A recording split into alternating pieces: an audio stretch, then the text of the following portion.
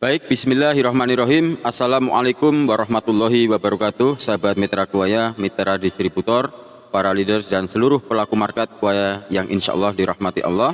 Ketemu lagi dengan saya Master Yuli di Sekolah Hebat Indonesia bersama Kuaya Leaders Club di channel Gila Bikin Kaya. Alhamdulillah kita semua masih sehat semua hari ini. Kita semua masih diberi kesehatan oleh Allah Subhanahu wa Ta'ala. Yang saat ini sedang sakit, semoga sakitnya segera bisa diringankan oleh Allah dan segera diangkat penyakitnya oleh Allah Subhanahu wa Ta'ala. Ya saudara sekalian, seperti materi saya kemarin saya sampaikan tentang teamwork, bagaimana membangun teamwork yang berkualitas. Itu salah satunya adalah, yang pertama adalah apa? Membangun kebersamaan dan saling percaya. Membangun kebersamaan dan percaya. Salah satu untuk membangun kualitas teamwork yang baik, yang solid adalah dengan cara apa? Membangun kebersamaan dan kepercayaan. Nah, hari ini kita akan bahas yang kedua, yaitu saling menjaga sikap dan saling menghargai. Ya, ini. Kalau teamwork Anda, di dalam teamwork Anda, di dalam grup teamwork Anda nanti, yang akan menjadi good team player dalam bisnis Anda nanti adalah tim-tim yang pernah saya sampaikan kemarin apa? Satu adalah mitra-mitra sponsor Anda, mitra di atas Anda, kemudian mitra-mitra grup di bawah Anda, kemudian juga mitra-mitra lain yang juga mengembangkan bisnisnya Kuaya, kemudian yang selanjutnya adalah perusahaan. Nah, apa yang harus dibangun? Yaitu saling menjaga sikap dan saling menghargai. Sikap terhadap apa? Sikap terhadap bisnis ini yang pertama. Kemudian sikap terhadap apa?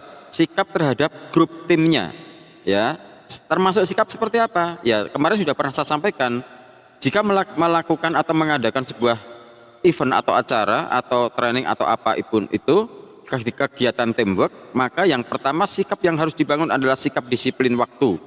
Ya, ini akan membawa kultur atau budaya dari teamwork Anda. Kalau kulturnya sudah bagus, kulturnya sudah tepat waktu, insya Allah, maka sikap ini sangat bagus sekali nanti di dalam tim Anda.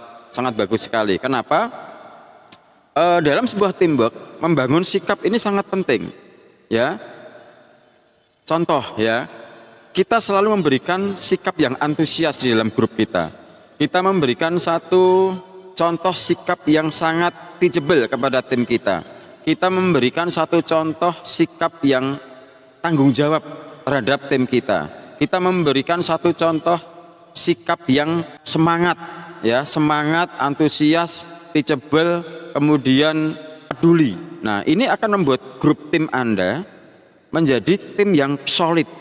Good team playernya akan jadi nanti ya.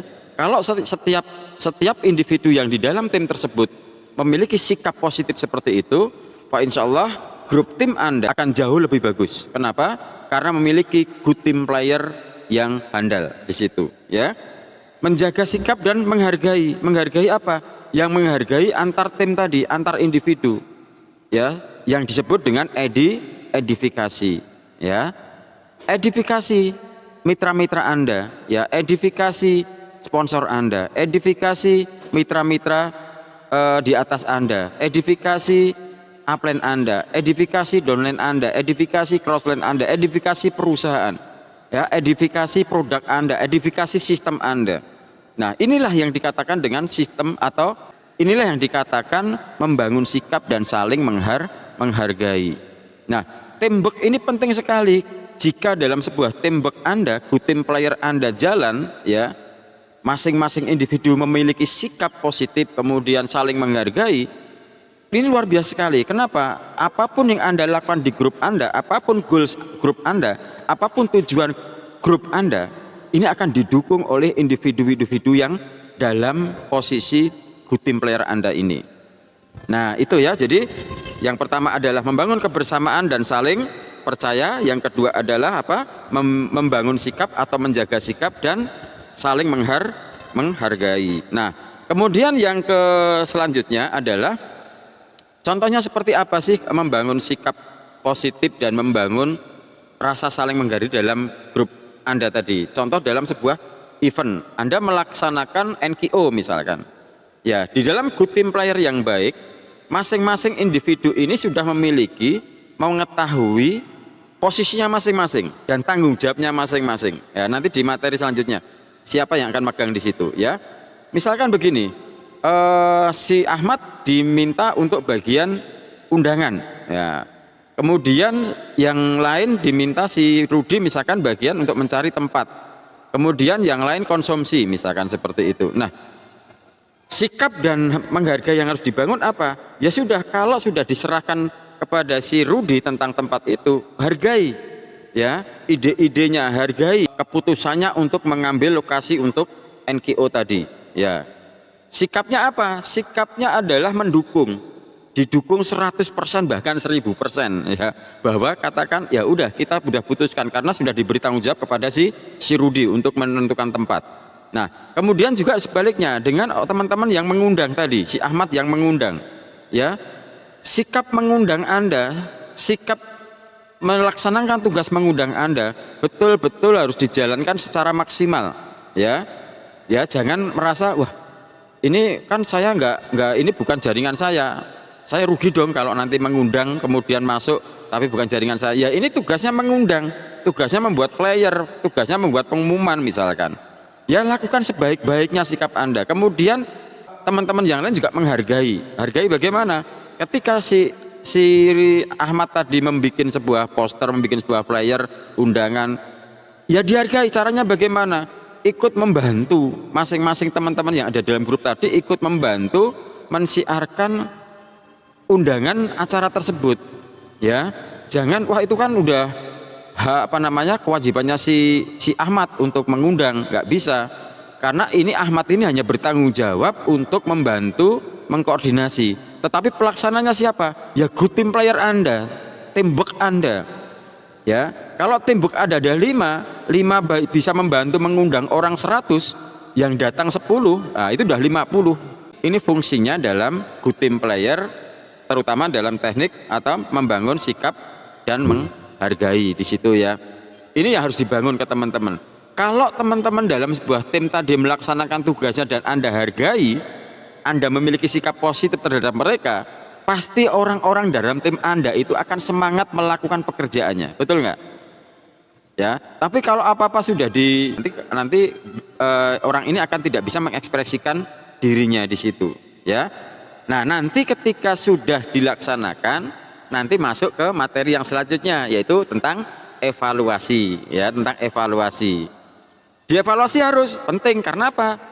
Karena memang kadang apa yang kita lakukan itu belum tentu tepat, tidak sesuai misalkan tempatnya ternyata tidak representatif misalkan ya, tidak representatif, ramai, kemudian tidak nyaman, berisik dan sebagainya, situasinya terlalu crowded misalkan. Nah, ini perlu dievaluasi, berarti besok akan dirubah.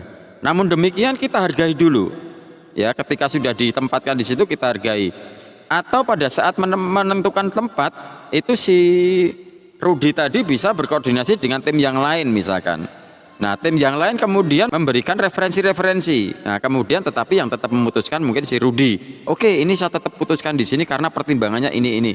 Mungkin 1, 2 kali, 3 kali salah, tidak tepat. Tetapi ingat ya, dengan terbiasanya dia tahu cari tempat, kemudian caranya seperti apa, kulturnya, budayanya NGO itu seperti apa, pasti suatu saat dia akan paham tempat yang cocok untuk NGO itu di mana, pasti akan paham ya. Demikian juga undangannya, flyernya ya, 1, 2 kali, 3 kali mungkin kurang bagus ya, karena masih mungkin gambarnya masih kaku, copywritingnya belum kena gitu ya. Tetapi ingat, lambat laun itu tetap akan terus belajar di situ dari evaluasi nanti. Oke, demikian ya saudara sekalian. Yang kedua, kemudian yang ketiga, sering-seringlah melakukan evaluasi ya, sering-seringlah melakukan evaluasi untuk tim work Anda. Dengan cara apa? Mungkin sering-sering lakukan pertemuan-pertemuan evaluasi ya. Setelah acara selalu lakukan evaluasi, mana yang kurang? Oh, tempatnya, copywriting undangannya, kenapa kok yang hadir sedikit? Oh, ternyata kekuatan copywritingnya belum maksimal, misalkan seperti itu, dievaluasi. Kemudian evaluasi terkait dengan pembicaranya ya. Oh, kemarin Budi kamu kurang ini Bud, demo produknya kebalik, harusnya kuaya dulu, nanti dievaluasi ya, harusnya kuaya dulu baru produk yang lain misalkan seperti itu. Tapi jangan pernah mengevaluasi atau mengkat pada saat si Budi ini presentasi produk. Ya, misalkan produknya pas dia diminta presentasi dalam grup tim Anda atau tembok Anda, Budi kamu nanti bagian presentasi ya. Oke, kebetulan si Budi ini baru belajar. Oke, kasih semangat aja, sikap yang semangat aja. Pasti bisa, Bu, tenang aja, kamu pasti bisa kok gitu. Ketika Budi presentasi kebetulan salah gitu. Kebetulan tidak pas, kebetulan kurang tepat. Jangan sekali-kali melakukan evaluasi pada saat acara itu. Ya, misalkan Budi nyelupkan TDS-nya di produk lain dulu. Ya, seharusnya kan di kuaya dulu. Langsung Anda ambil alih. Bud, jangan begitu.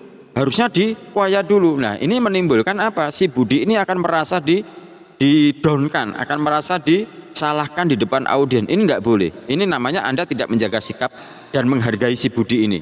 Biarlah dia seperti apa adanya dulu, seperti yang dia tahu dulu. Ya, karena mungkin Budi lupa atau mungkin Budi belum tahu caranya. Biarlah, diamkan dulu, ya.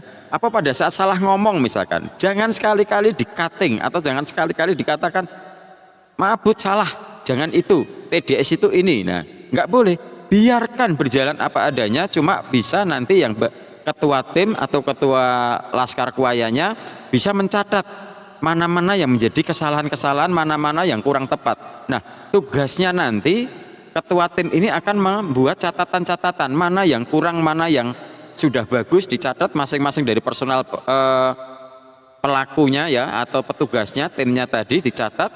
Kemudian nanti akan dibahas dalam apa? Dalam evaluasi, ya, di dalam evaluasi. Begitu, saudara sekalian.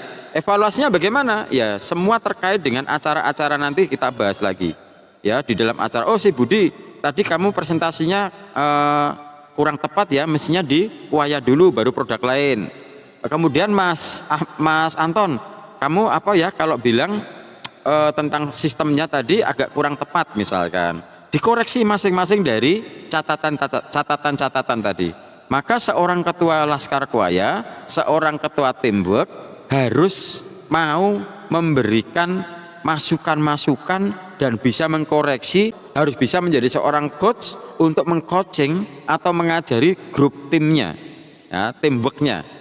Ya, yang nggak bisa presentasi diajari sampai bisa, yang belum bisa jadi MC diajari sampai bisa, ya. Kemudian dicoba. Pada saat mencoba jangan sekali-kali cutting atau jangan sekali-kali memutus atau jangan sekali-kali menyalahkan pada saat dia melakukan tugasnya di depan audiens. Ini sangat berisiko fatal.